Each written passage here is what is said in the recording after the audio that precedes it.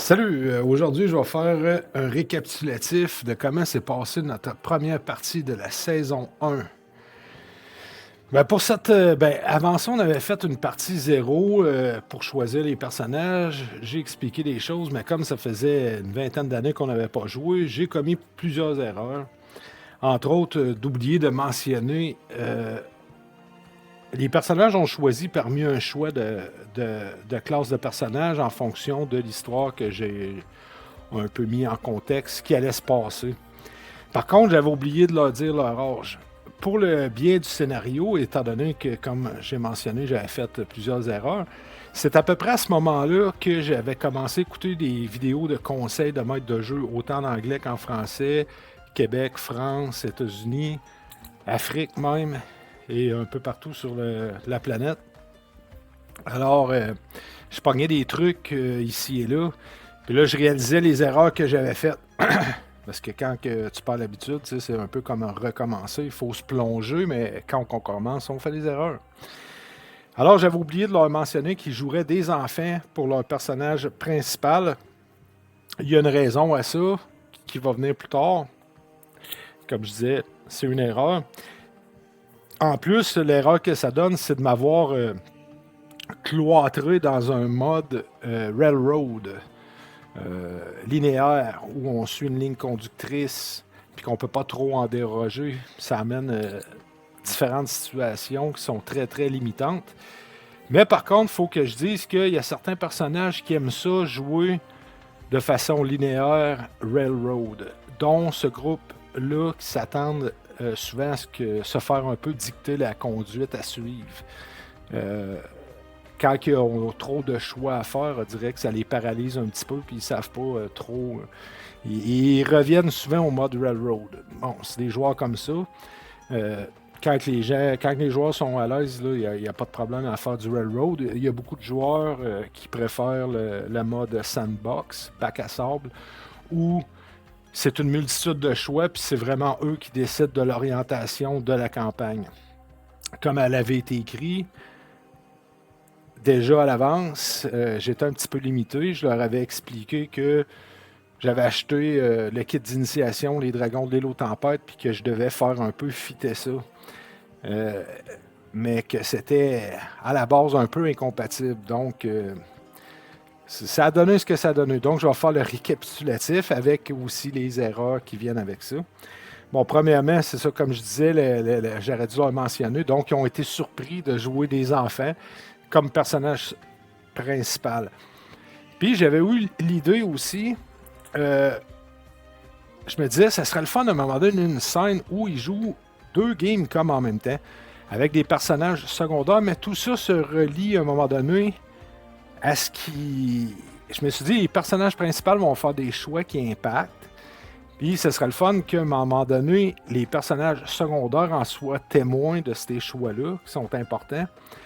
Et j'ai imaginé une scène où ils vont être témoins sans trop savoir que c'est leur personnage principal, mais qu'après coup, ils allaient réaliser que, ah, wow, puis tu sais, wow, ouais, c'est hot. Tu sais, des fois, ce qu'on imagine puis ce qui se passe en jeu, c'est deux affaires complètement différentes.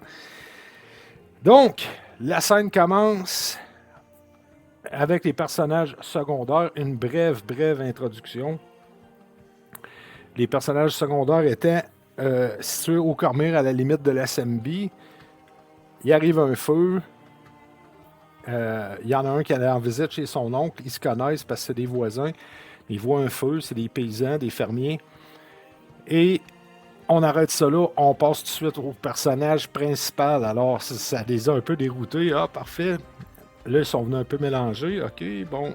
Là, c'est des enfants. Là, ils ont réalisé que c'était des enfants. Là, tout le monde commence niveau 0.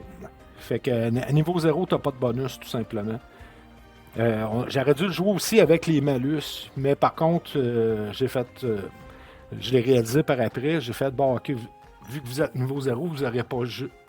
La seule pénalité que vous allez avoir, c'est que vous ne comptez pas vos bonus sur les jets de dés. Alors, l'action commence. Je me suis dit, l'action va commencer dès le départ. J'avais écouté des vidéos de conseils de maître, puis ils disaient, bah, pas attendre, là, pas l'affaire de l'auberge qui a été répétée 1001 fois. Faut que ça commence bang dans l'action. Ça s'appelle le module Le Massacre. Je ne sais pas si on peut le voir. Et ça commence tout de suite avec des scènes d'action. Là, mon image d'arrière-plan avec l'éclairage vient compliquer l'affaire, mais c'est pas bien grave. C'est le récapitulatif de la première partie. Alors, l'action commence dès le départ. Ils sont témoins que leurs voisins, c'est des paysans eux aussi, sont en train de jouer dans une grange, étant des enfants, et leur père est absent. Une vingtaine d'orques sont en train de massacrer leurs voisins qui sont dans les champs. Bang! Fait que ça a commencé comme ça. Ensuite, tout le long du module, c'est le voyage, parce qu'ils décident d'aller s'installer ailleurs. Le Cormyr, ça se passe à Tilverton en commençant, donc une région annexée au Cormyr. Déçus des attaques des orques et que les dragons pourpres du Cormyr ne les défendent pas. Alors, quand j'avais parlé tantôt que dans le contexte, c'était un contexte politique où les décisions de la reine et de la princesse ne font pas l'unanimité. Il y a eu de la négligence sur la sécurité des habitants. Et frustrés, ils ont décidé d'aller s'établir dans une autre région. Alors, tout le long de la première partie, c'était le voyage. Alors, je veux parler aussi que j'étais extrêmement nerveux, étant donné que ça faisait longtemps que je n'avais pas joué. Mes joueurs étaient gênés. Moi, ça me rajoutait une petite charge de malaise et en plus que ça rajoutait à ma nervosité. Donc, il a fallu briser la glace, tranquillement. Alors, je veux aussi parler des mauvais jets qui influencent le cours de la partie. J'avais prévu dans certaines épreuves, c'était une aventure d'initiation, on recommençait à jouer, donc il fallait apprendre l'avantage. Quand tu fais des jets en avantage, tu prends le meilleur des deux. Fait qu'au point de vue des règles, pour se remettre dedans, il y avait toutes sortes de petites choses. Pas tant de combats, mais des petits défis qui sont déterminés évidemment par un jet de dés. Mais j'avais pas pensé que quand un joueur a toujours des 3 puis des 6, il faut s'adapter aux situations. Donc, ils ont manqué beaucoup de choses. Alors, ça a influencé la partie dans un sens où je ne l'avais pas prévu, tout simplement, que ça allait être échec par-dessus échec constamment.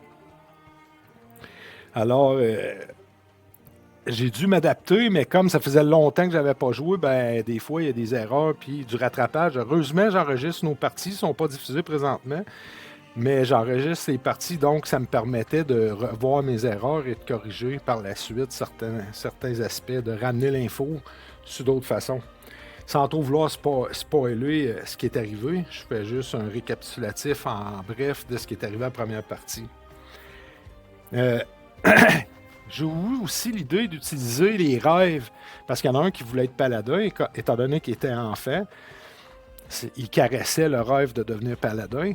Donc, j'ai utilisé ça.